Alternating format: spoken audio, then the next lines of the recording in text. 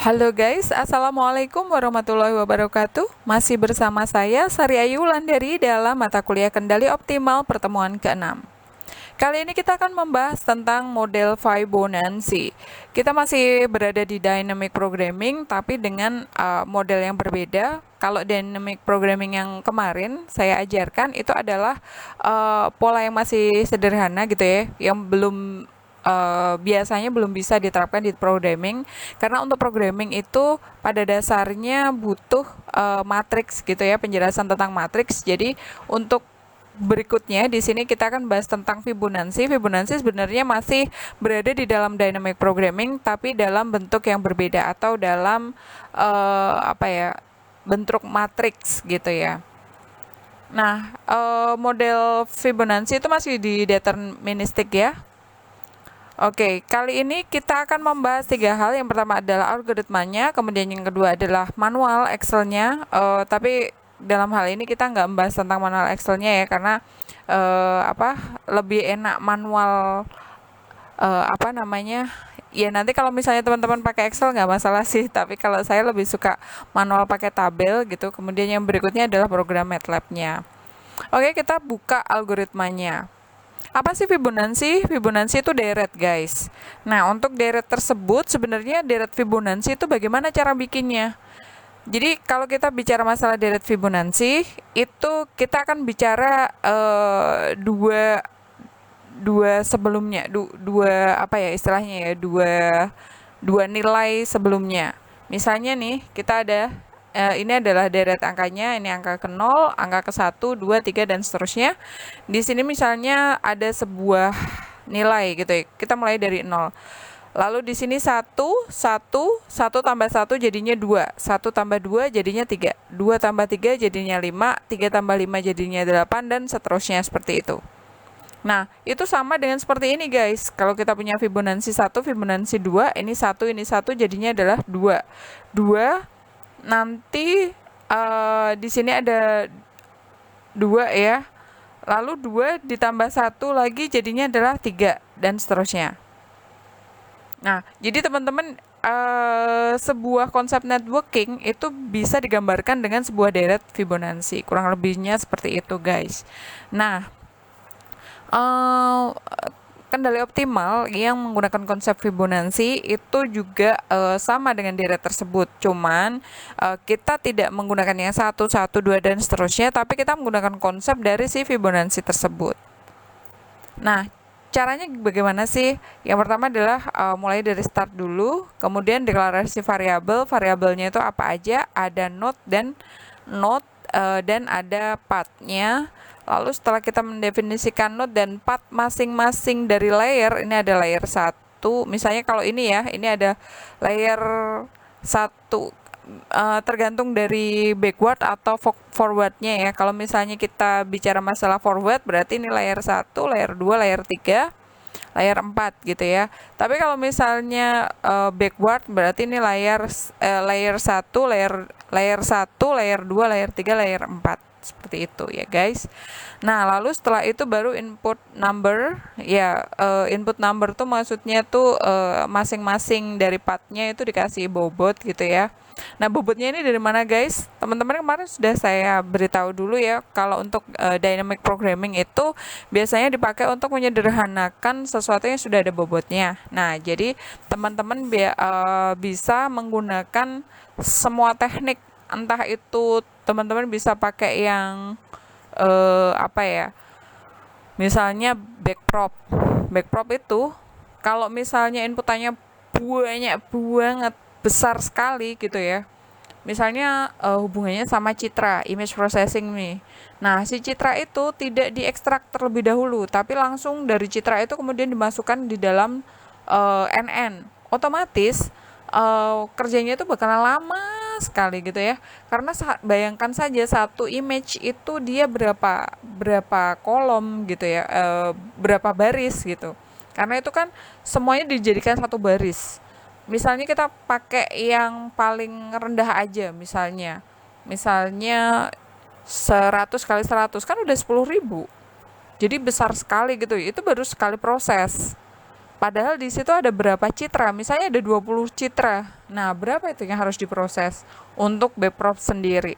Nah, itu butuh waktu yang lama sekali. Sudah pernah ada ya kakak kelasmu ya seperti itu ya, guys. Nah, pada saat apa ya, dia itu bikin image processing untuk mengetahui kualitas A atau B dari RSS, Rebate Smoke apa itu ya, RSS dari apa namanya, sheet karet. Nah, dari situ kemudian sebenarnya bisa dipakai untuk optimal ini, bisa dipakai menggunakan optimal ini untuk menyederhanakan sebuah sesuatu yang kompleks banget gitu ya. Sebenarnya bisa nggak sih kalau misalnya kita tuh bikinnya yang simple gitu dan tidak membutuhkan waktu lama tapi akurasinya tetap bagus gitu. Nah, itu bisa menggunakan dynamic programming. Nah, yang model Fibonacci gitu ya. Nah, caranya yang berikutnya seperti apa, guys? Nah, kalau sudah, lalu kemudian dihitung per partnya ini, kemudian dicari yang minimal, kemudian sama sih, prosesnya sama dengan dynamic programming kan sama ya. Ini dicari misalnya kita pakainya yang backward, yang dari belakang ke depan, maka mulainya dari misalnya ini diambil yang paling kecil, kemudian ini diambil yang paling kecil, dipakai yang berikutnya, diambil yang paling kecil, dipakai yang berikutnya, kurang lebihnya seperti itu. Nah, ini kira-kira kita mau pakai buat yang backprop gitu ya. Untuk yang backprop, misalnya nih, untuk yang backprop itu bentuknya yang seperti ini nih, guys. Nah, ini ada input, kemudian ada hidden layer, kemudian ada output. Nah, lalu kemudian coba kita bikin lagi mulai dari awal, kita pakainya backward ya, dari belakang ke depan. Nah, caranya bagaimana? Sama ya seperti di algoritmanya. Pertama kita melakukan inisialisasi dulu, di mana kita harus memberitahu mana yang jalur atau path itu adalah fungsinya itu kita kasih nama fns ya. Kemudian node itu kita kasih nama dengan xn. Nah, kita mulai dari tahap 4 terlebih dahulu. Nah, di tahap 4 ini kita mempunyai 7 node, 7, 8, dan 9. Ini adalah nodenya. Lalu setelah itu kita ambil solusi optimumnya. Di mana di sini adalah X4 ini adalah 10. 10 itu adalah node 10 ini ya. Jadi ini adalah ini dan X4 itu adalah ini gitu ya, node 10. Lalu setelah itu kita lihat dari 7 ke 10 ada 10, dari 8 ke 10 8, dari 9 ke 10 9. Kurang lebihnya seperti itu. Ini kebalik ya, guys. Ini kebalik. Lalu setelah itu kita lihat yang tahap berikutnya. Kita simpan dulu nih yang tahap 4-nya. 7 ke 10 dia 10, 8 ke 10 dia 8, 9 ke 10 dia 9. Lalu next kita masuk ke tahap 3. Di tahap 3 itu kita ada S-nya itu adalah 4, 5, 6 dan X3-nya itu ada 7, 8, 9. Tapi nah, kita lihat lagi nih. Apakah itu semuanya dipakai atau tidak? Kita lihat. Dari 7, 8, 9 ini yang paling minim yang mana ya? Yang 8. Gitu ya, guys. Nah, kita kemudian kita lihat kembali untuk yang pertama ya. 4. Di sini ada 4, di sini ada 7, 8, 9. 4, 5, 6, dan 7, 8, 9. Pertama kita mulai dari 4 dulu. 4 ke 7 ada 5. Tapi 5-nya ini disambung dengan 7 ke 10. Jadinya adalah 15. Kurang lebihnya seperti itu ya.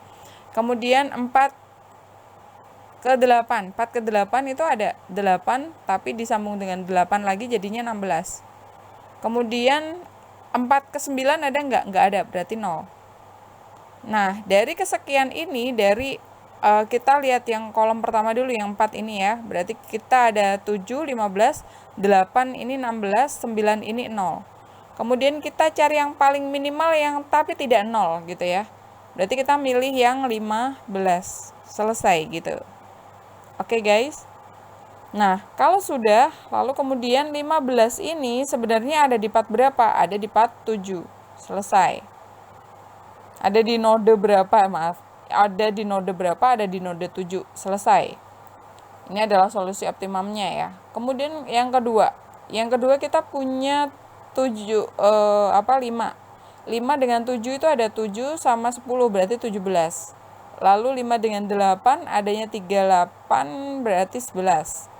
Lalu 59 adanya 69 berarti 15.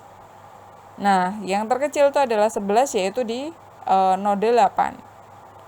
Lalu kemudian yang berikutnya adalah 67 nggak ada.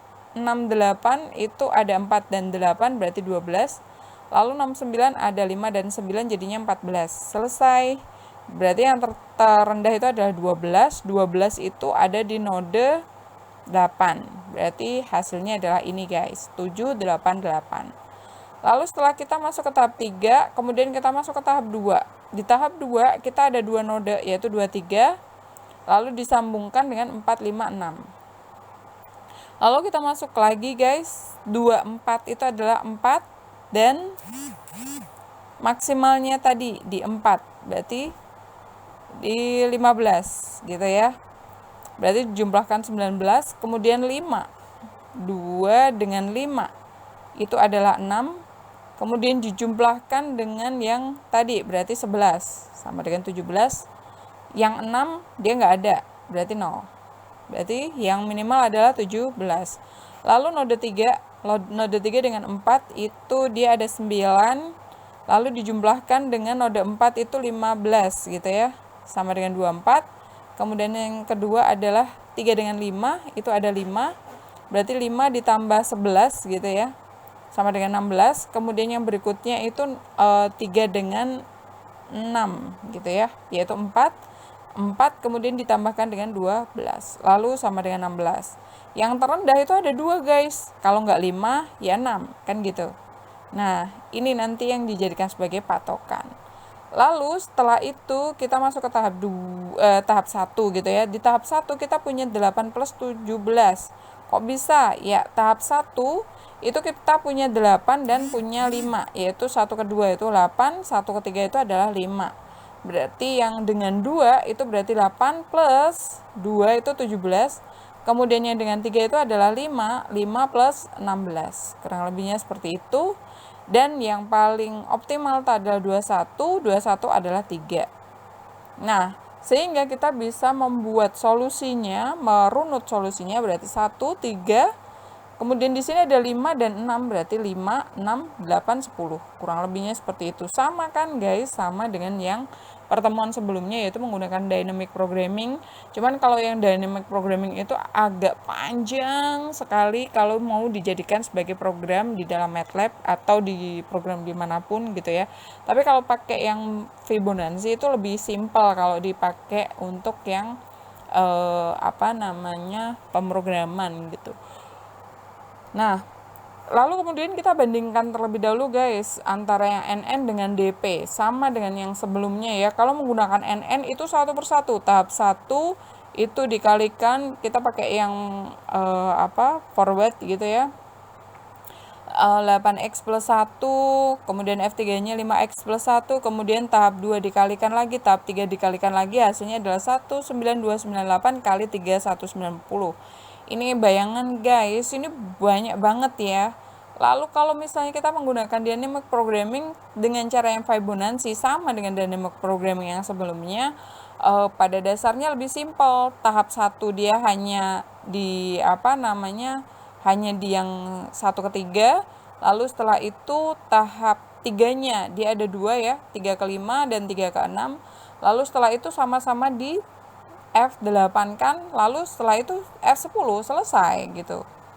Nah, ini yang sangat istimewa gitu ya dari dynamic programming kalau dibandingkan dengan NN. Oke guys, kalau misalnya sudah, yuk kita lihat MATLAB-nya. Di MATLAB, teman-teman bisa melihat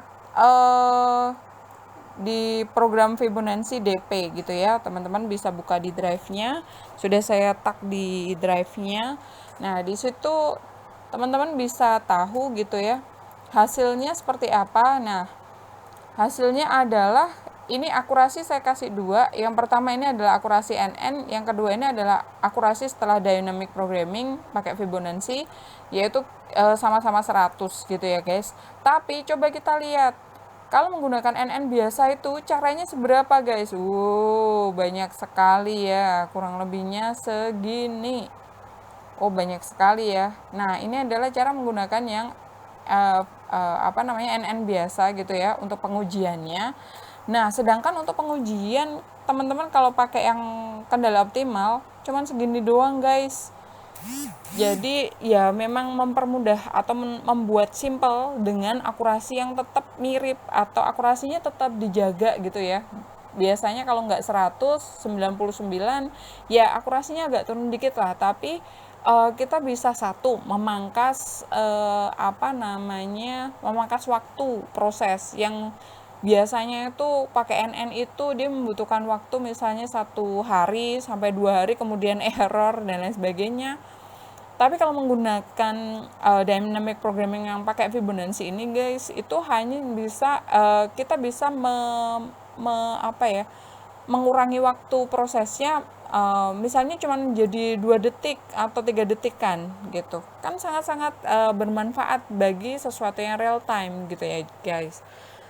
Dibandingkan dengan menggunakan NN yang sebegitu banyak membutuhkan waktu. Lalu selain itu juga prosesnya itu juga banyak membutuhkan memori yang sangat besar gitu ya kalau menggunakan model NN. Tapi kalau menggunakan Fibonacci atau dynamic programming menggunakan teknik Fibonacci itu lebih simpel ya, karena kita memang pengennya cepat tapi bagus gitu ya. Nah, seperti itu guys. Nah, ini sebenarnya teman-teman bisa belajar, ini semuanya saya buat sama persis dengan yang dicontohnya ya. Cuman kalau yang sama. Jadi untuk yang Fibonacci ini saya pakainya yang backward, dari belakang ke depan gitu ya. Boleh nggak pakai forward? Sebenarnya boleh juga sih, sama aja. Boleh forward, boleh backward. Ya mungkin itu dulu yang bisa saya jelaskan untuk pertemuan kali ini. Selamat mengerjakan UTS guys. Terima kasih atas atensinya. Wassalamualaikum warahmatullahi wabarakatuh. See you and dak.